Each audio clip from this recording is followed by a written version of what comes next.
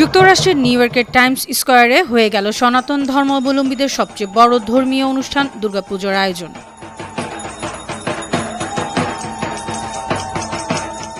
প্রথমবারের মতো পূজা আয়োজন করে ইতিহাস সৃষ্টি করলেন যুক্তরাষ্ট্র প্রবাসী বাংলাদেশি ও ভারতের বাঙালি সনাতন ধর্মাবলম্বীরা। ঐতিহাসিক এই আয়োজনের সাক্ষী হতে শুধু সনাতন ধর্মাবলম্বী নয়, এসেছিলেন অন্য ধর্মের মানুষ, ভিন দেশের লোকজনও।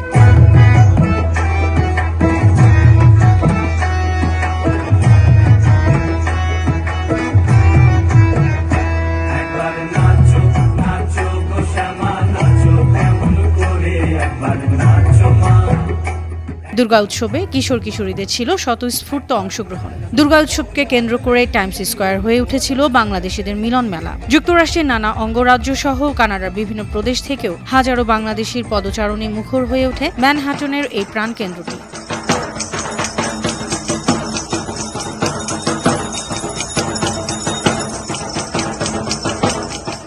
বিশ্ব বিনোদনের কেন্দ্র ধরা হয় নিউ ইয়র্কের টাইমস স্কয়ারকে। উঁচু উঁচু ভবনগুলোর দেয়াল জুড়ে শত শত স্ক্রিন, যেগুলোতে প্রচার হয় বিভিন্ন বিনোদন কন্টেন্টের প্রচারণা ঝলক। বাংলাদেশও সেই মিছিলে যোগ দিয়েছে বেশ আগেই।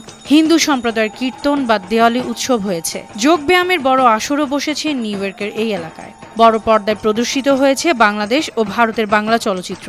চলতি বছর বাংলা বর্ষবরণের উৎসবও হয়েছে টাইমস স্কয়ারে। রমজান মাসেও ছিল তারাবির নামাজ, কিন্তু সনাতন ধর্মাবলম্বীদের দুর্গাপূজা এই প্রথম।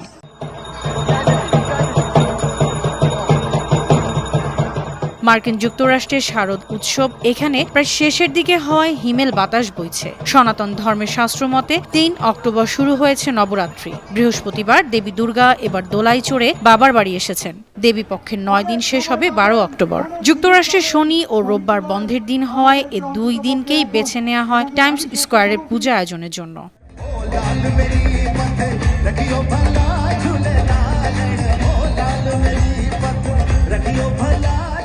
বেঙ্গলি ক্লাব ইউএসএ এবং হিন্দু কমিউনিটি অব নিউ ইয়র্কের আয়োজনে ৫ ও ৬ অক্টোবর ২ দিন ব্যাপী চলে এ উৎসব। গোটা এলাকা নেচে ওঠে ঢাকের শব্দ আর ধূপধুনার গন্ধে।